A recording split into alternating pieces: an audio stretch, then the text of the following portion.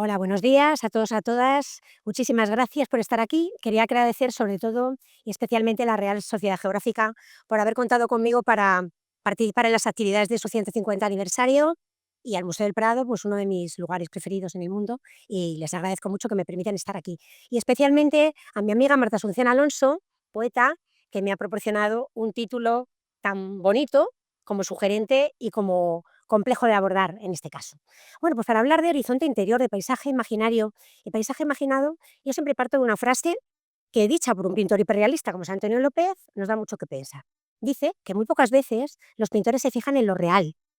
Quiere decir eso, que él, que es un pintor de paisaje y de geografía urbana, nos hace imaginar o llegar a nuestra mente que gran parte de los paisajes que vemos realmente no son paisajes reales, son paisajes imaginados. ¿Por qué? Porque el pintor elige lo que quiere pintar, cómo lo quiere pintar, el momento del día, el encuadre, es una elección personal. Y yo siempre digo que el paisaje se forma a partir de dos miradas. La primera mirada, la del pintor, por supuesto, interviene su razón, su sentimiento, su formación y su técnica. Pero por otra, la mirada del espectador, que es la que completa el cuadro. Y el espectador es producto de una época, de un momento concreto de nuestra historia, de una religión, de una mentalidad, de unas costumbres y de un conocimiento que muchos espectadores de los siglos anteriores no tenían. Probablemente si nos ponemos delante de las meninas, por recurrir al ejemplo típico, seguramente no veríamos lo mismo que veía Felipe IV. Nosotros vemos algo distinto. Entonces, para que fuera más sencillo de abordar una temática tan compleja, había pensado ponerles un índice en el cual se reflejen los puntos de los que vamos a hablar hoy. Paisaje imaginario, y lo refiero fundamentalmente a pintura religiosa, porque nadie ha estado en el cielo, nadie ha estado en el infierno. Y en la Edad Media nadie ha estado en el desierto para saber dónde se flagelaban los anacoretas y cómo escribían. Eso es una cosa imaginada por los artistas a través de los textos. El segundo punto sería un paisaje como transmisor de contenidos. Eso es muy importante porque es el producto de una época, es un paisaje cultural. Hay cuadros que nos ilustran pasajes de literatura, pasajes históricos, tanto de historia pasada como de historia contemporánea, y a obras que son un auténtico ejercicio de poder. Aquí estoy yo, mando y me hago una imagen para mí mismo. Un tercer apartado sería el paisaje que el pintor construye. Y eso, el ejemplo perfecto es el jardín. ¿M? Decía también Antonio López que es la metáfora visual de un deleite. Y evidentemente yo creo que lo define muy bien. Y un punto complejo es cuando el paisaje lo crea el pintor a través de una impresión que recibe. Castilla de Beruete, que veremos, ¿no? Recibe la impresión del paisaje castellano, de su solemnidad, en un momento clásico como es la generación del 98. Y lógicamente la visión del paisaje es muy distinta que la percibamos ahora. Y luego el horizonte interior, el título de la conferencia, los paisajes que realmente imagina el pintor y cómo esos paisajes se han adaptado a los nuevos tiempos. Cuando empezamos por el paisaje imaginario, es importante esta palabra, porque imaginario alude no solamente a la imaginación del artista, sino también a la creación de una serie de imágenes mentales que nosotros vamos a identificar. ¿M? Donde hay ángeles es el cielo, donde hay seres feos, negros, es el infierno. No hemos estado nunca, como hemos dicho antes, pero es evidente que ahí el pintor crea un imaginario para que nosotros sepamos que eso es el cielo o que es el infierno. ¿M? En un principio, los pintores, pongo este ejemplo de la maestra de la Catedral de Siena, de Duccio, cuando el pintor no sabe referirse a un espacio sagrado, utiliza el oro, el pan de oro. ¿Por qué? Porque el fondo dorado expresa ¿qué? Poder, solemnidad y concentra lo interesante, toda la visión del espectador en la imagen, que es realmente la transmisora de contenidos. Pero cuando va pasando el tiempo, los pintores comienzan a esquematizar cosas que leen. A mí me gusta mucho este retablo de Tobet, una precisión en aquellas obras en las que no cito la fuente, son todas obras del Museo del Prado, que van a ser en su mayoría, pero para que vean ustedes que no pone nada, las que no pone nada son obras del Museo del Prado. Decía que el retablo de Tobet, por ejemplo, en el siglo XIV ya empezamos a pensar que hay un santo ermitaño, en este caso una santa, que es María Magdalena, que se va al desierto. ¿Cómo sabemos lo que es el desierto? El desierto, la literatura nos lo describe muy bien, que es un lugar solitario. El desierto es lo opuesto a la ciudad, y el desierto está lleno de peligros, de tentaciones, de seres fantásticos, y el desierto se va a estar solo, a meditar y a sufrir un poco. Y esta santa, que nos la pinta el artista con la melena larguísima, porque ha estado en una gruta, rodeada por ángeles, vean la esquematización de los árboles y de las dunas. Esto es un desierto visto por los ojos de un artista del gótico. Y la presencia de un testigo que está ahí metidito en la cueva para asegurarse de que ese milagro es real. Ese desierto va evolucionando poco a poco. También en el siglo XIV, Cennino Cennini, un tratadista italiano, decía que cuando uno sabía pintar paisajes, que lo mejor era pintar rocas, que las rocas, de alguna manera, personalizan el paisaje, lo enmarcan y permiten al artista jugar también con las luces y las sombras. Bueno, las rocas se pueden utilizar de muchas maneras, pero hay una magistral, que es la de Diego Velázquez, en un cuadro que todos ustedes conocen, que es la visita de San Antonio Abad a San Pablo Ermitaño. Esa roca que enmarca la meditación y el sufrimiento de San Pablo Ermitaño, el anacoreta más antiguo, según la leyenda dorada, le va a ver San Antón, atraviesa un bosque lleno de peligros, tiene que preguntar a un centauro, está en ese bosque, en ese desierto del que hablábamos antes, que le dice dónde está el santo. Va a verle y luego asiste, como pueden ver allí también, que aparece 2 veces el santo, allí colocado al entierro de San Pablo Ermitaño.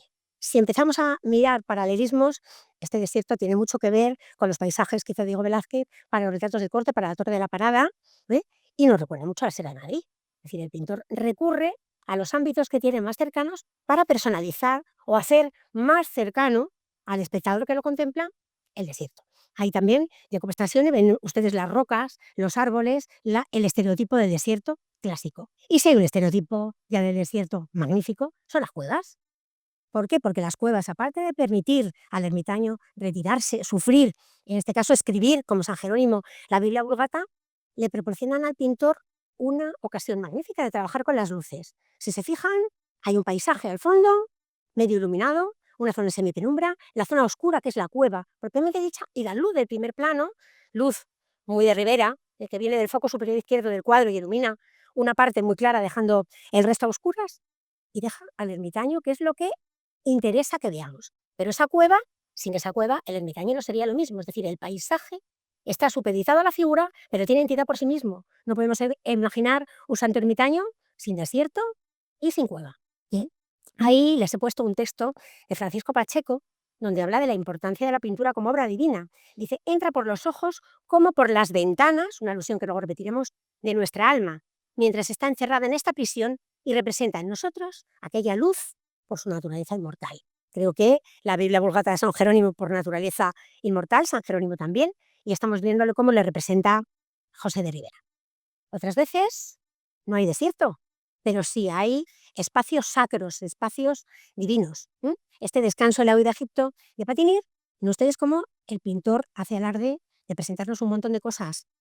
A la Virgen en alto, con la cabeza cubierta, la mujer hebrea se cubre cuando amamanta a su hijo, le está amamantando, con un árbol en el cual se enrosca una vid, que es el símbolo de Cristo, mientras en el fondo vemos al pobre San José, el gran marginado de todas las composiciones religiosas, que viene ahí el pobre, con unos requesones para llevar a la Virgen. La Virgen está en alto, el burrito que está detrás está libre de las alforjas pastando, pero si miramos esta imagen, aparte de las líneas de horizonte que tiene al fondo, podemos ver una ciudad, Heliópolis, a cuyo paso, cuando pasaba la Sagrada Familia, se desmoronaban los ídolos, y al otro lado hace alusión a un milagro.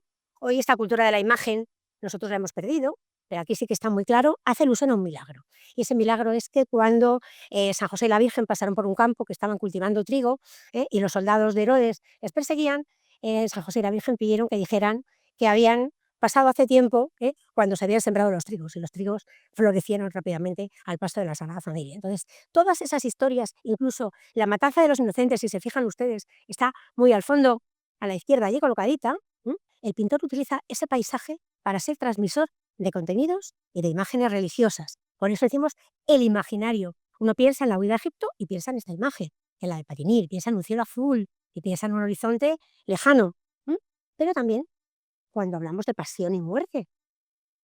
Si se han parado ustedes a pensar o han visto imágenes del Calvario, cuando empezamos a ver imágenes del Calvario, todas tienen la roca, como decía Cennino Cennini, todas las rocas, pero Juan de Flandes, que es un pintor maravilloso, humaniza mucho las rocas. La roca les coloca arbolitos, les coloca musgo y les coloca también flores. Debajo de la cruz, aparte de la calavera de Adán, hay unas florecitas blancas y rojas que hacen alusión a la pasión. Y si uno se fija, hay 2 cosas muy interesantes en esta obra. La primera, la Jerusalén. Es una Jerusalén de Granada. Estuvo Juan de Flandes con la reina Isabel la Católica en Granada y plasma lo que hemos dicho antes, lo que el pintor conoce, lo que es más inmediato, Granada. Y otro dato importante, cuando Jesús muere, el cielo se oscurece.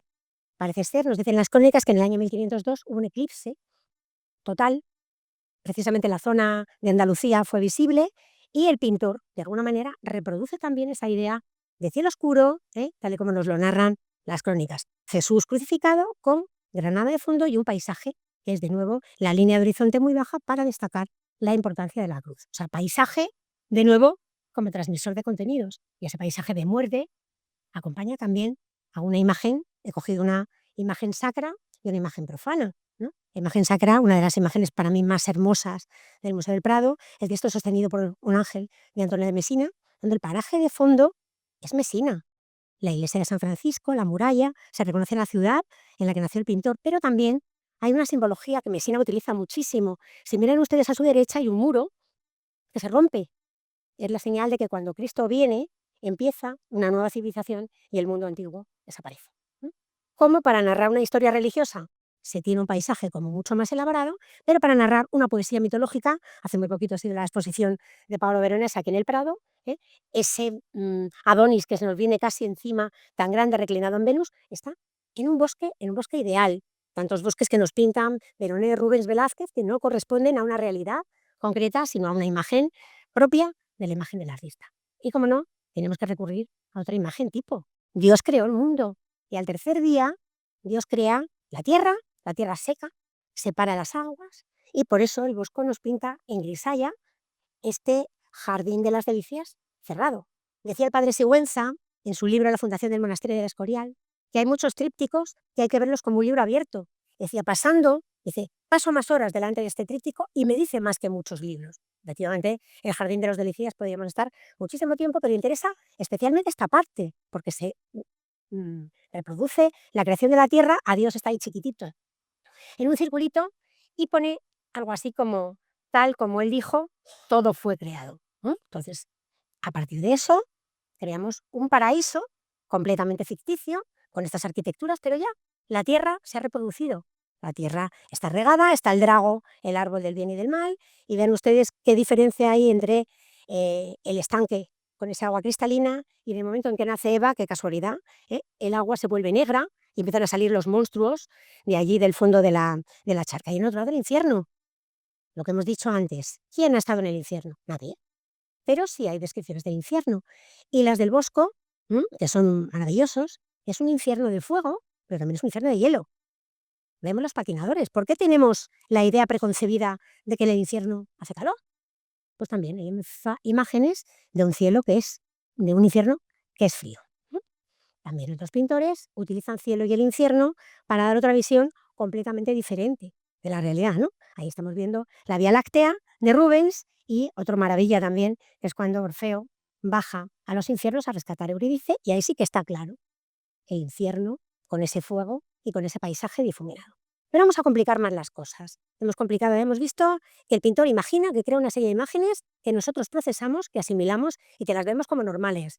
Fuego en el infierno, cielo con angelitos muy azul, todos esos tipos los tenemos en nuestro imaginario. Pero a veces el pintor complica mucho más las cosas y añade otra mirada, que es lo que llamaríamos en cine un plano subjetivo. A partir de la visión mística de un santo o de un personaje del Antiguo Testamento, como es Jacob en este caso, estamos viendo que el cielo se abre, hay una escala de ángeles y Yahvé se manifiesta a Jacob y le dice que le dará la tierra por donde pisa una importante descendencia y a partir de ahora todo será suyo. Cuando Jacob se despierta, unge la piedra sobre la que ha dormido y dice, este es el lugar creado por Dios y lo llamaré Betel. ¿Qué hace Rivera en una de las obras? Pues yo creo que si hay que elegir cuál es una obra maestra por muchas cosas, estaría en el ranking de las obras maestras por excelencia, porque está representando un sueño. Y un sueño que nosotros vemos, porque es lo que vería Jacob durmiendo, Jacob tumbado sobre una piedra, con ese árbol en diagonal, ese tronco de árbol, que le sirve como sistema de marcamiento para crear esa composición en aspa tan típica de Rivera. Y si hablamos de visiones, pues otra visión maravillosa.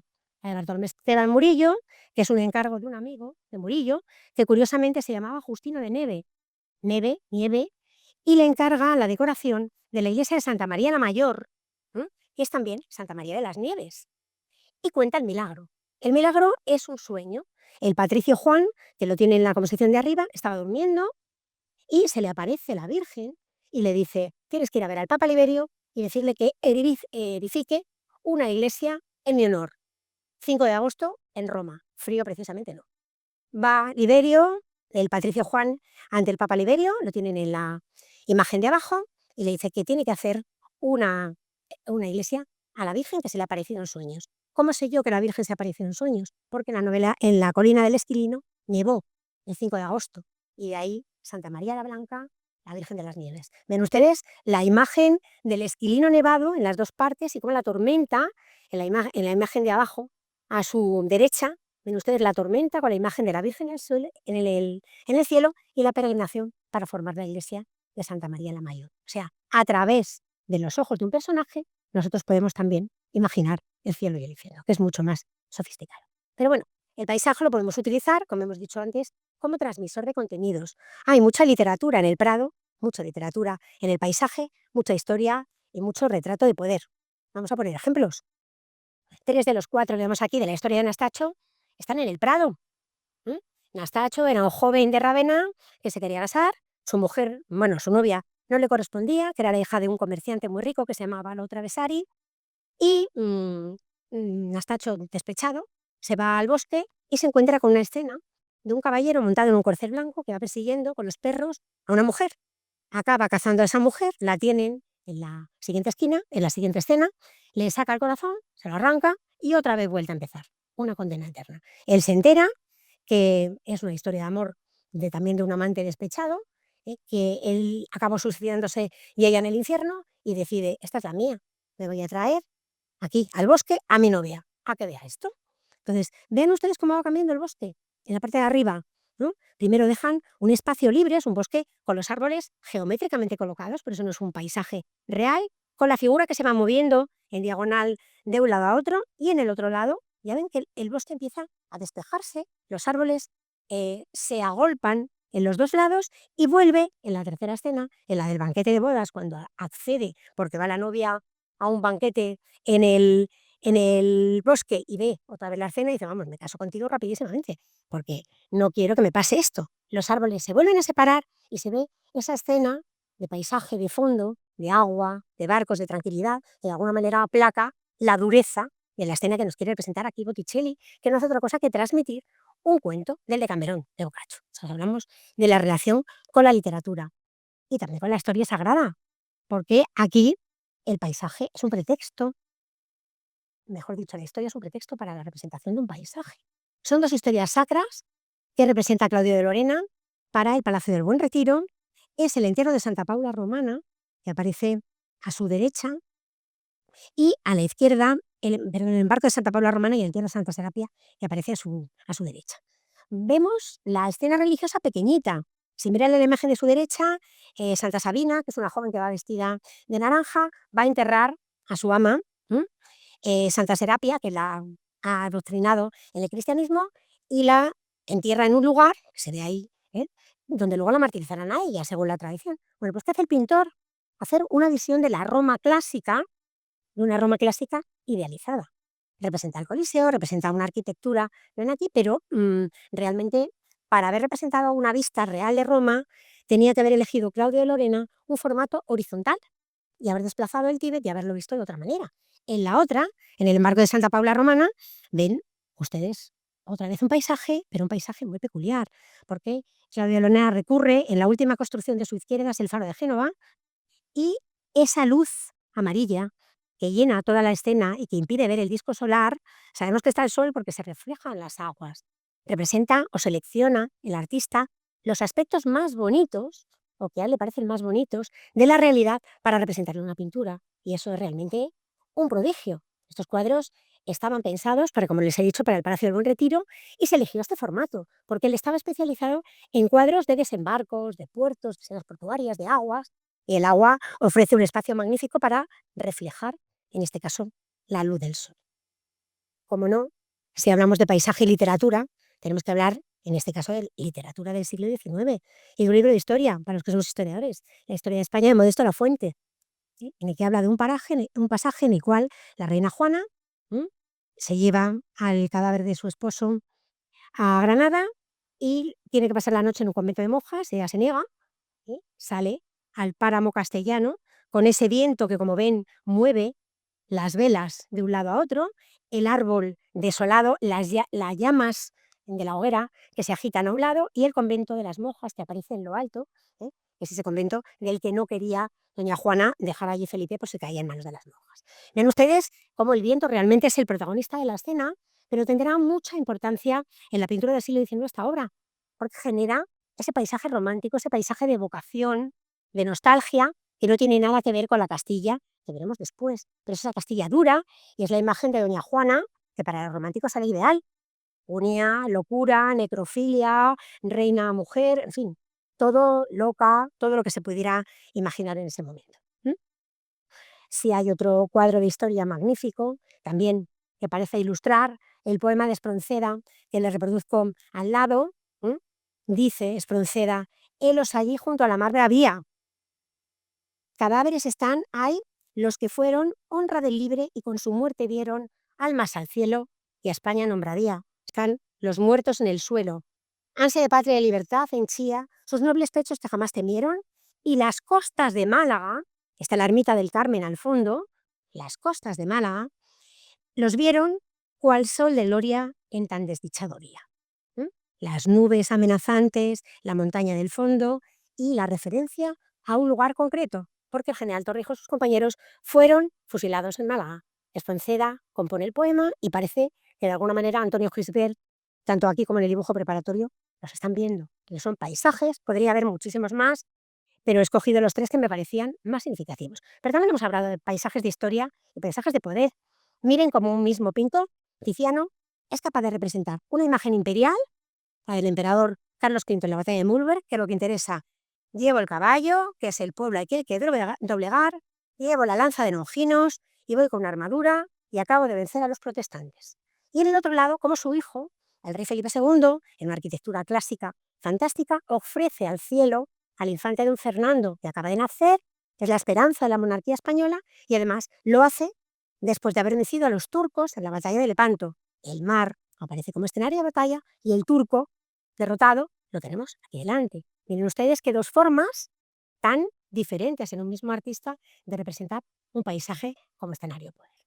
Esta obra me gustaría dedicarle casi la conferencia entera, pero no es posible. Se exhibió este verano en el Museo Naval y hace referencia a una exposición que se llamaba Annus Mirabilis, que hacía referencia al año 1625, un año que para España, dentro de la crisis de los Austrias menores, fue bastante exitoso. Breda se conquista en ese momento, Bahía también, pues reproduce la ciudad de Bahía. Luego vamos a ver cómo lo hace Juan Bautista Maíno.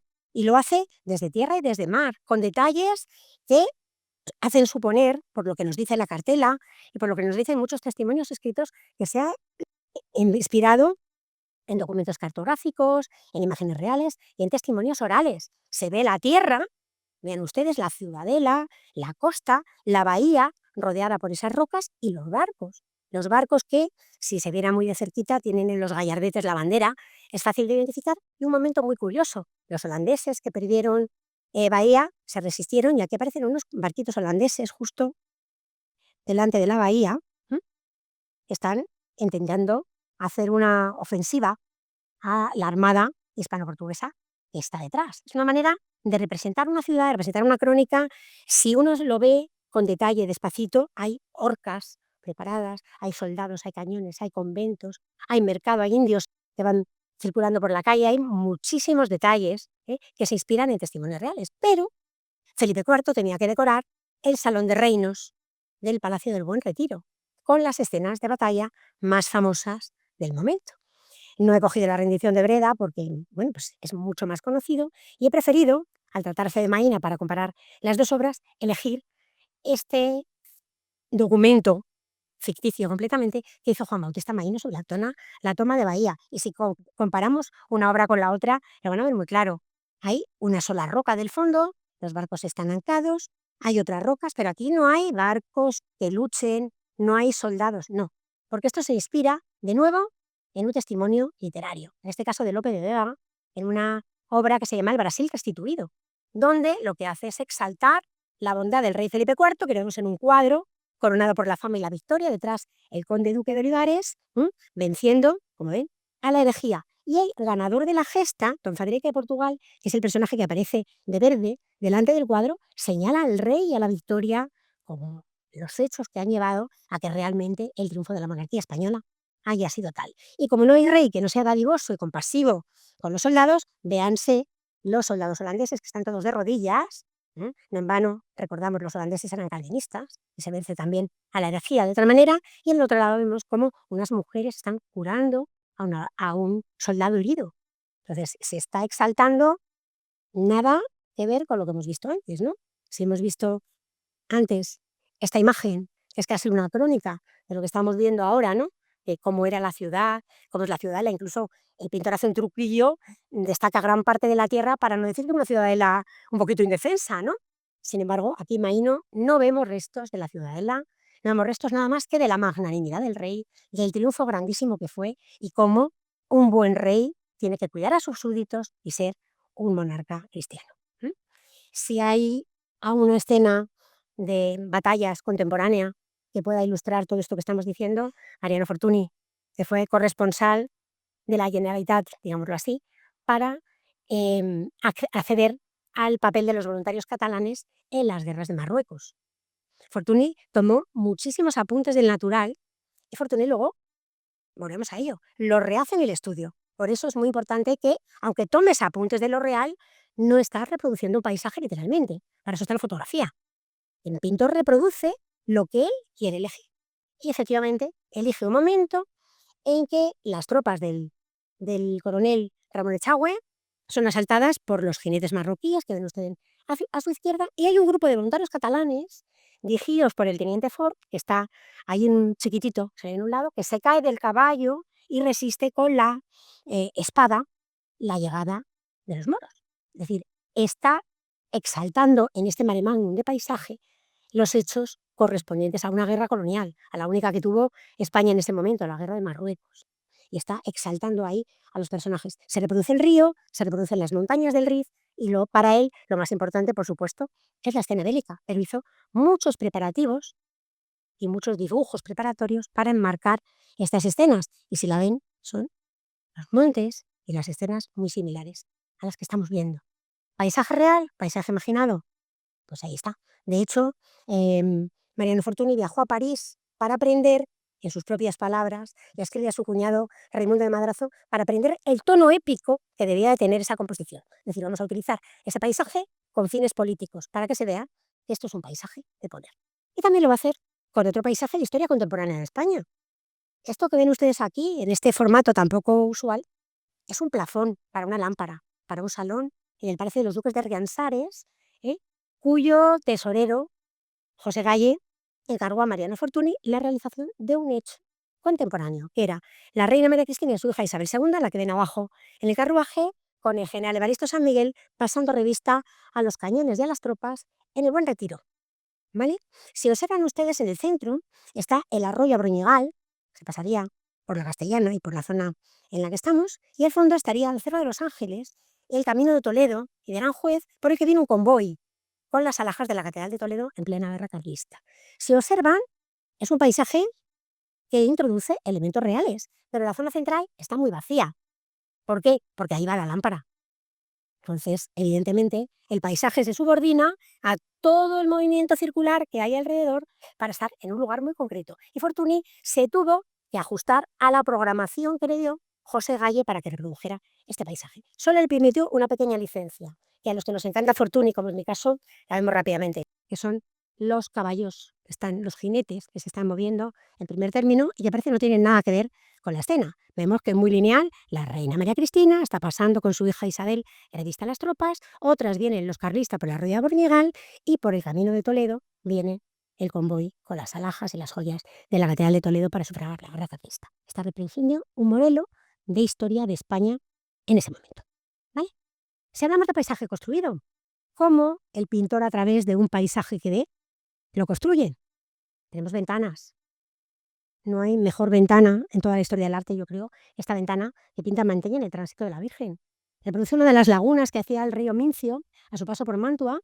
Está el puente de San Giorgio desaparecido, y una cosa que, bueno, aquí hay mucha gente de geografía que sabe muchísimo más que yo, pero que siempre nos ha llamado mucho la atención, que son las nubes las nubes lenticulares, están a sotavento de las cordilleras y que lo reproduce aquí muy bien Manteña, con lo cual está reproduciendo un paisaje real.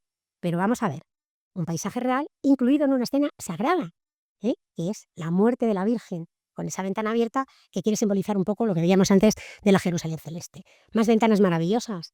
La Santa Bárbara de Maestro Fremalle, que si uno mira, ¿de qué tiene que ver aquí este paisaje? Es una ventana abierta y crea un espacio en proyección. Desde luego que sí que lo crea, pero hay algo que crea también, hay una torre.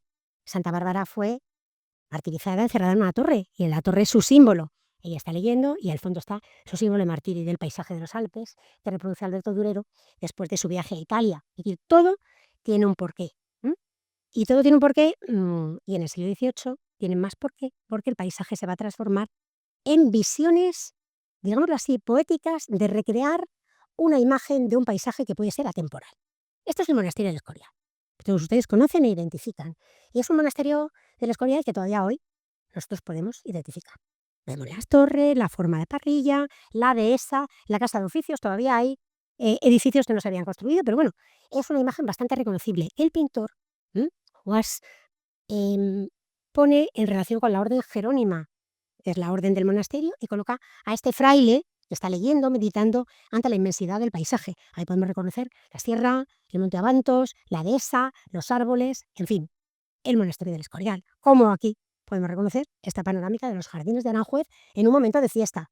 El rey Fernando VI y su mujer Bárbara Organza organizaban el día de San Fernando luminarias, que son esas cositas rojas que tienen colocadas en las ventanas del palacio para conmemorar la festividad de San Fernando, pasando el rey, y bajaban, se lo iban pasar estupendamente en falúa por el río Tajo mientras Farinelli cantaba, ellos bajaban y montaban la fiesta. Entonces, ¿qué está haciendo aquí el pintor? Si quitáramos todas las figuritas que están representando este papel de la fiesta real, los jardines de Aranjuez serían todavía ese espacio intemporal que aún podemos reconocer. Y hablando de espacio intemporal, pues aunque no hay mucho tiempo para detenerse en ellos tal y como me gustaría, pero es la primera vez que un paisaje se representa como tal paisaje sin una historia como pretexto. ¿Mm? Hay una lavandera con las ventanas, aquí dos personajes que están hablando, y cuando uno trata de encontrar un motivo común entre las dos escenas, yo solo encuentro en la serliana, en la arquitectura, en el arco de medio punto entre los dos dinteles que se repiten en las dos composiciones.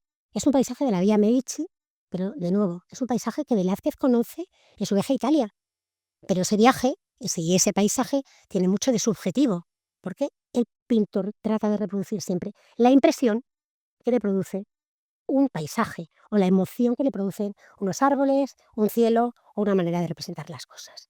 Y bueno, ya notarán ustedes que me gusta mucho Fortuny, porque hay varias de él, pero aprovecho para recomendarles a su izquierda, tienen el Jardín de la Casa Fortuny en Granada, que es una composición que Fortuny no terminó, y la terminó su cuñado, Raimundo de Madrazo, magnífico paisajista y retratista que es una exposición ahora en la Fundación Mafre y muy, muy recomendable. Aquí coloca a su hermana, a Cecilia Madrazo, con la sombrilla en ese paisaje con malvas reales, que reproduce perfectamente la impresión que te da tu propio jardín. Porque el jardín requiere varias cosas. Hemos dicho antes que era una metáfora visual, pero también el jardín requiere varias cosas. Es mi espacio privado, yo lo tengo que cuidar, lo tengo que mantener y proyecto mi imagen a través de él. Y hay muchas veces que el propio Fortuny tenía en Roma este jardín interior, los niños del pintor Mariano Fortuny Madrazo y María Luisa, en ese jardín, con ese tapiz oriental de fondo y esas plantas, que parece que se nos salen del cuadro, reproduciendo qué importancia tenían las plantas y los elementos físicos, digamos, en la realidad de un paisaje interior. ¿Vale? Pues hemos dicho, hemos visto paisajes que ambientan historias religiosas, paisajes que nos narran historias, ya sea de poder, paisajes de historia contemporánea, imágenes del emperador, pero ahora tenemos que ver qué impresión causa a los artistas la contemplación de un paisaje. Bien, esto es muy interesante porque hasta el siglo XVIII prácticamente toda la contemplación era religiosa. Y hemos visto antes el texto de Pacheco, de las ventanas, que decíamos que vamos a volver a él, que esa imagen religiosa es divina. Tiene el poder de una estatua que tú no puedes tener, una imagen que no puedes poseer. Y esa imagen invita a la contemplación, a la oración, a la meditación, en su caso. Pero ¿qué ocurre si esa imagen yo la transformo en una sensación real para mí? La tengo que transformar, como hicieron Bruegel y Rubens, en placeres para los sentidos. Y empiezan a nacer estos gabinetes de maravillas, de curiosidades, exaltando los sentidos. Los sentidos son los que impresionan o los que reciben la impresión para que nuestra mente genere realmente el tipo de paisaje que queremos contemplar y la emoción que nos produce. Por eso, ¿m? Genova Pere Villamil, paisajista espléndido, introduce mucho en España, bueno, no es el único que lo hace, pero por recurrir al ejemplo del Prado, estas ruinas. Las ruinas son un ejemplo del paso del tiempo, por supuesto, pero también del paso de la naturaleza, porque la naturaleza hace crecer ramitas, musgo en las piedras. Bueno, la naturaleza pasa y es una expresión de lo inmutable de la arquitectura ante el paso del tiempo y cómo la naturaleza va transformando también no solamente el espacio físico, sino también el espacio en el que vive. Y estos formatos, así de esta forma circular, permiten enmarcar con esos árboles, que por supuesto no son árboles reales, inspirados en la realidad, sí, pero que hacen de enmarcamiento para situar esta composición con el agua, con las ruinas y con los puentes que son reales. Evocar monumentos. Esto ya sería un paisaje urbano, pero fíjense cómo también los árboles y los elementos de alrededor hacen destacar, igual que hacían destacar a un personaje religioso, hacen destacar a un elemento arquitectónico completo. Pero como España, a pesar de Andalucía, no era suficientemente exótico, hay pintores que se dedicaron a explorar otros mundos. Ya hemos hablado de Fortuny en Marruecos, aunque Andalucía se prestaba mucho al orientalismo, y Carlos de Haes, catedrático de paisaje de la Real Academia Bellas Artes de San Fernando, personaje también del que podríamos hablar largo y tendido, pero he cogido esta imagen porque es distinta a todos los paisajes de la Sierra de Guadarrama, del Pancorvo y de lo que nos tiene acostumbrados Carlos de Haes, que es el paisaje egipcio. Vuelve a la ruina, vuelve a las palmeras, vuelve al Nilo, y esto donde está colocado, en el salón de fumar del Museo del Romanticismo, en una casa particular, en un salón de fumar, que era una cosa muy exótica. Y el paisaje se brinda también a la evocación y el romanticismo de mundos lejanos, de paisajes perdidos y de civilizaciones también lejanas. Pero en el 1898, en esos años, se tiene lugar, ya lo saben ustedes, la pérdida de las colonias españolas en Cuba, Puerto Rico y Filipinas, y hay un grupo de escritores, de literatos, la generación del 98, que decide volver los ojos hacia la esencia de los valores patrios, y esos valores patrios van a estar representados en el paisaje y en las gentes que lo habitan. La institución libre de enseñanza, creada por Francisco Giner de los Ríos y alentada también en gran parte por la Sociedad Española de Excursiones, comienzan a ir al campo, a ir a la sierra, a ver paisajes, a hacer bocetos y a pintarlos. Y a pintar esa sierra y ese paisaje tiene que reproducir algo más que una mera montaña, un cielo nuboso o un prado. Tiene que producir algo más. Nos lo dice Azorín en una obra preciosa que se llama La voluntad. Dice, lo que da la medida de un artista es su sentimiento de la naturaleza y del paisaje. Un escritor será tanto más artista cuando mejor sepa representar el paisaje y el grado más alto del arte literario, y que pocos llegan a él. Evidentemente, no todos llegaron, pero los que lo hicieron muy bien.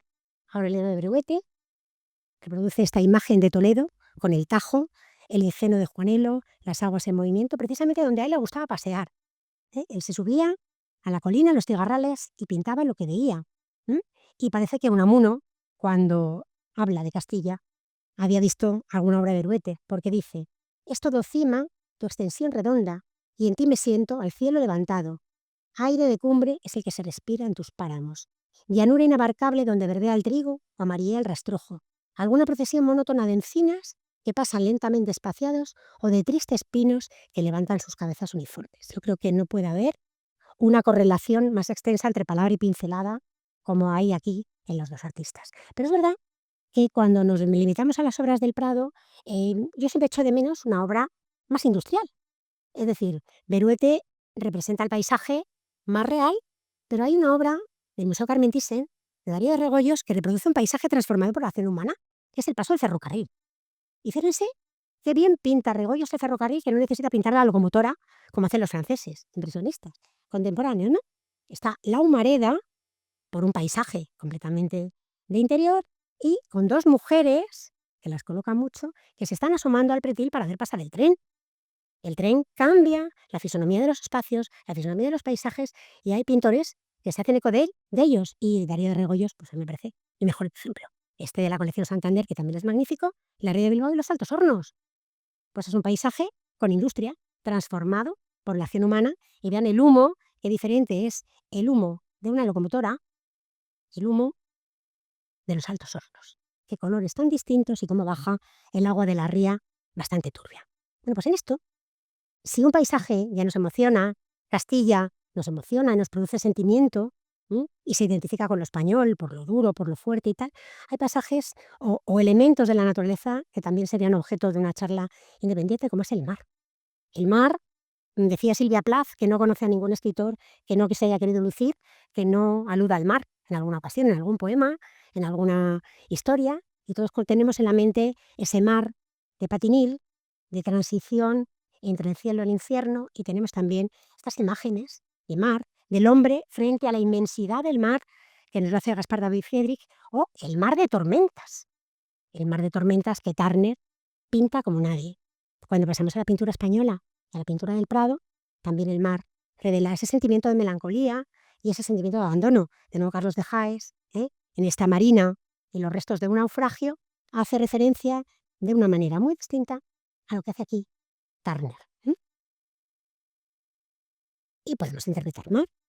Ignacio Pinazo interpreta esta playa del Cabañal, que puede ser Sorolla perfectamente con esa barca. Aquí el protagonista realmente es el viento, el mar y el horizonte. ¿m?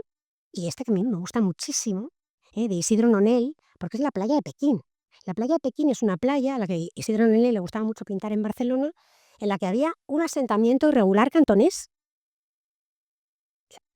asentamiento que además se prolongó durante muchísimo tiempo. Y estaban las chabolas y iba a pintar un asentamiento concreto, cómo el mar destruye un asentamiento chabolista en sus propias orillas. Y pinta un mar muy distinto al que pinta Turner, por supuesto, pero un mar embravecido que se lleva por delante de las casas. Pero el mar también es salubridad, también es recreo, también es esparcimiento. Las vacaciones las puso de moda Isabel II a San Sebastián. En las vacaciones en las clases altas se practican. Y que hay mejor que ver este nocturno de la Bahía de la Concha, con el mar, el Monte Higueldo al fondo, las luces de los barcos y las señoras elegantes comentando sus cosas delante de la bahía. El mar tiene muchísimos elementos para observarse. Incluso si vamos al paralelismo que hacíamos antes con Jacob, que contemplaba dormido esa estala con los santos que subían al techo, podemos hacer lo mismo con estas dos magníficas pinturas de Vicente Palmaroli. Henri, la señora que está mirando el mar con los prismáticos. Una señora, evidentemente, de clase aristocrática, vestida a la moda del momento, con su sombrerito, su sombrilla, su silla, y una mujer pintora. Está pintando el mar directamente. Es decir, nos está hablando también de que hay mujeres pintoras y que hay mujeres que salen a pintar el mar. Y como no, también tenía que estar los niños en la playa de Sorolla, una de las maravillas más grandes que uno puede imaginar. Esas sombras coloreadas que se proyectan sobre el mar, esa manera de colocar los personajes, ¿no? Este niño que levanta la cabeza para introducirnos en la composición, el otro que mira al espectador directamente y el último que tiene esa línea paralela a la línea del cuadro para subrayar la horizontalidad.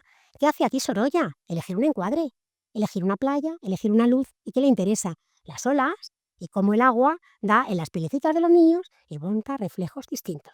¿Es un paisaje? Sí, pero es un paisaje interpretado por la mente del pintor, construido por el pintor.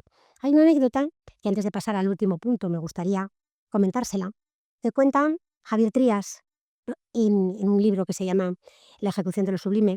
Habla de una anécdota de Turner, se cuenta, que lo cuenta él mismo, que iba una señora inglesa importante en una diligencia, iba un señor muy estrafalario, muy mal vestido, con ella. Y empezó una tormenta tremendo y el hombre se asomó por la ventana y dijo, voy a ver lo que pasa. Entonces se asomó y volvió con toda la cabeza mojada.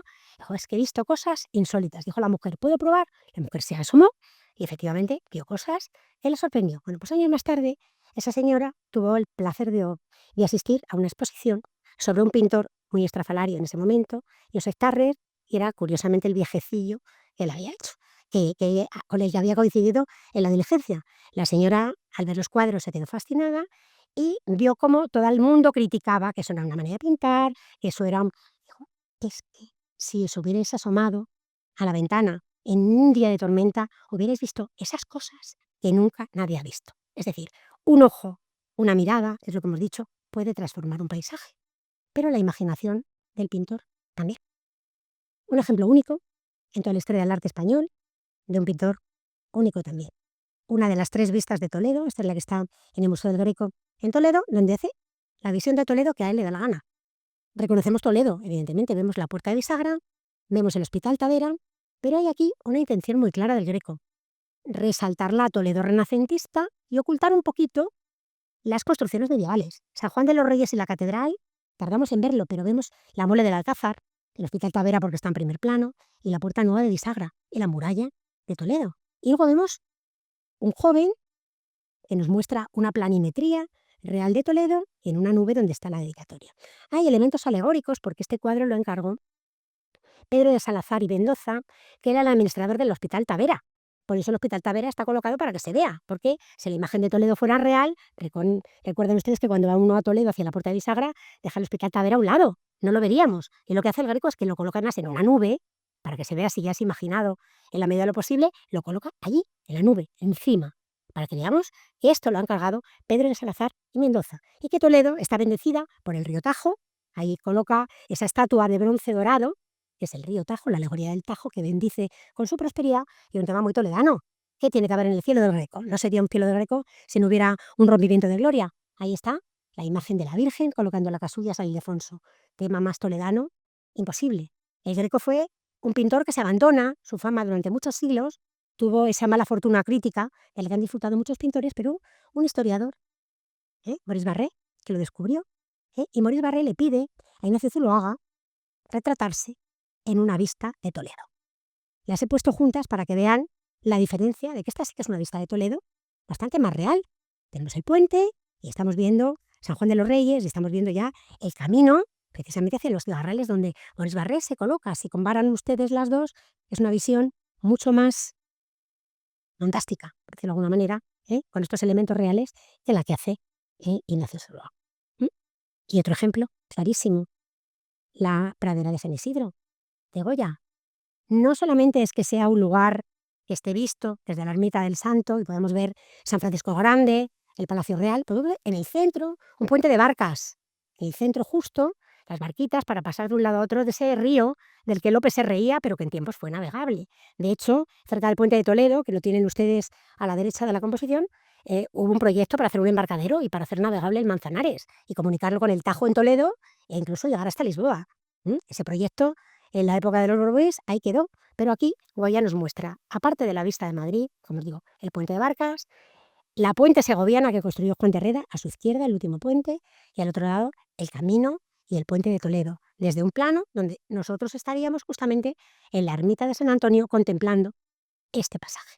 Pero la propia imaginación de Goya, después del año 1795, hará que haya paisajes no tan ideales como el que nos va a representar Beruete, que es esta imagen del río Manzanares, que nos puede recordar, aparte del encuadre de Goya, con esas aguas turbias que aparecen ahí, con esas arenas, pero la imagen del propio Goya puede transformar una romería en un paisaje, que esto sí que no puede ser más imaginado. Esto nace en la imaginación del propio pintor. Son las pinturas negras y es esa procesión de personajes deformes que están con unas rocas, recuerden ustedes lo de la importancia de las rocas que tienen para enmarcar el paisaje, con esos cielos oscuros, plomizos, y esas imágenes que para nada nos recuerdan los años anteriores. Bueno, hasta tal punto que Goya repite ese mismo tipo de paisaje.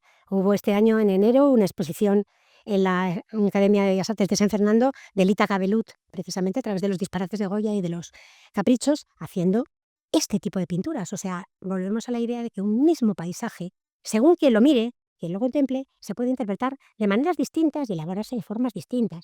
La figura que tiene en el disparate y la que está fuera no son la misma, pero podrían serlo. Es una interpretación una de la otra. Y como no, si de una manera peculiar, también les recomiendo la exposición de Desenfocados, está aquí en CaixaForum, es Monet. Monet ideó el conjunto de los nenúfares en lo que podríamos llamar, igual es muy arriesgado por mi parte, la primera exposición inmersiva de la historia. Si uno va al Museo de la Orangerie, está invadido y rodeado por los nenúfares. Estamos entrando en un espacio que el pintor ha pensado para que el espectador penetre en él. Y ese paisaje, tan asumido por el espectador, es completamente nuevo y el que da pie a la modernidad. Hablábamos antes de mujeres, pocas mujeres hay que hacer referencia. En los museos estamos empezando a cambiar el discurso, pero muy pocas mujeres hay. Pero a mí me gusta siempre poner esta, porque las mujeres donde empezaron a encontrar bastante margen fue en el campo del surrealismo, haciendo imágenes de lo que ellas denominaban lo terrible, Lo terrible son imágenes descontextualizadas, para lo cual utilizan elementos que a ellas les son familiares, paisajes y bodegones. Y estas dunas de Alina Meyer-Lieberman, están viendo ustedes a una mujer desnuda sobre una duna, sobre un cielo y sobre un mar. Ella, dicho en su propia carta que escribe a Peggy Guggenheim, lo que está haciendo es liberarse de las ataduras de la casa y huir hacia un mar y hacia unas dunas que le ofrecen un espacio inconmensurable. En la misma línea, Bruja Mayo, que también se va a inaugurar ahora una exposición en el Reina Sofía, y hace estas naturalezas vivas, y las hace con Pablo Neruda cuando descubre el Pacífico. Dice: durante mi estancia en Chile, me trasladé a conocer la costa del Pacífico. Su extraordinaria costa está llena de sorpresas. En ese violento océano Pacífico, unas playas cuyas arenas son piedras de colores. En estas playas brotan las palmeras. El mar arroja, abajo ahí, piedras calcinadas por los volcanes, pulidas por las aguas, que se mezclan con enormes geranios de histéricas hortensias que florecen en las playas entre las estrellas de mar y las grandes algas. Estos panoramas son sorprendentes para los que habitamos la zona del Atlántico. Es pinta conchas, pinta caracoles y las llama naturalezas vivas. Las mujeres con naturalezas vivas, no tengo tiempo de detenerme en ellas, ya me gustaría, pero simplemente para que tengan una visión de que el paisaje continúa y los pintores continúan imaginando paisajes. Arriba tenemos lo que hace Soledad Sevilla con los secaderos de tabaco, y abajo lo que hace Eva Lotz denunciando la contaminación en las minas de mercurio, la contaminación de las salinas y los paisajes que han sido no creados, sino creados y destruidos al mismo tiempo por el hombre. Son imágenes que ahí quedan. ¿Cómo se puede interpretar de nuevo un paisaje? Hemos hablado antes de Aureliano Beruete, y ahí tienen un pino de los Altos de la Fuenfría. ¿Y qué hace Miguel Ángel Blanco en muchos proyectos que tiene? Miguel Ángel Blanco hace herbarios, recoge las ramas de los mismos pinos y hace con ellos álbumes y obras de arte, interpretaciones de obras de arte tradicionales. Entonces, la Fuenfría que tienen ustedes arriba, pintada por Aurelio Beruete, la interpreta Miguel Ángel Blanco a través de los materiales que la compone. Y eso es hacer suyo e imaginar un paisaje de una forma diferente. Y la imaginación cuesta muchísimo. Fotógrafo estupendo, que ha estado aquí en los domingos en Museo del Prado y nos ha dado unos cuantos cursos, que se llama Joan Fontcuberta, hizo un proyecto con el Prado que se llama Orogénesis. Y Orogénesis consiste en proyectar un programa para la generación de mapas sobre obras de arte. Y proyectando, obligando a la obra, transformándola a través de la informática, a ser leída de otra manera, le aplico el programa y crean, a partir de Patini y de Carlos de Haes, obras como las que están ustedes viendo aquí. ¿Son paisajes reales? Depende. Es el paisaje que el pintor imagina después de una valoración o de una manipulación tecnológica. Aquí lo tienen, y otra obra más. Esta a mí me encanta. Mateo Matain es un pintor muy comprometido con toda la historia natural y con el medio ambiente. Y dijo que si alguna vez la paleta de pintor sirvió para denunciar la ocupación de un espacio, ahora van a ser los uniformes militares los que sirvan de paleta para componer paisajes. Estos paisajes que Mateo Maté llama paisajes uniformados están compuestos por las telas de los uniformes de los soldados que han ocupado cada uno de los paisajes que el artista retrata. Es otro sentimiento de apropiación del paisaje muy propio también del mundo contemporáneo. Y aquí me gusta siempre terminar con una esperanza. Esto es un mural de un pueblo de Ávila, que se llama Muñoz Galindo, que ha hecho una muralista estupenda. Lara Rubín es la España despoblada, la esperanza de poblar los pueblos, y ella hace un paisaje imaginado totalmente, que es las flores que se desparraman, son el símbolo o la manera de representar la España que se vacía, y los niños que juegan con esas mismas flores, el símbolo de la esperanza. O sea, un mismo pintor puede interpretar un paisaje, y un paisaje es objeto de las miradas de todos los que estamos aquí. Sin la mirada, el sentimiento y la razón del pintor y la mirada del espectador, nada sería posible, porque nosotros mismos el Prado es un jardín. El Prado está lleno de cuadros, de obras de arte, pero el Prado también fue un jardín en la mente de un rey ilustrado, de un monarca ilustrado, de un arquitecto.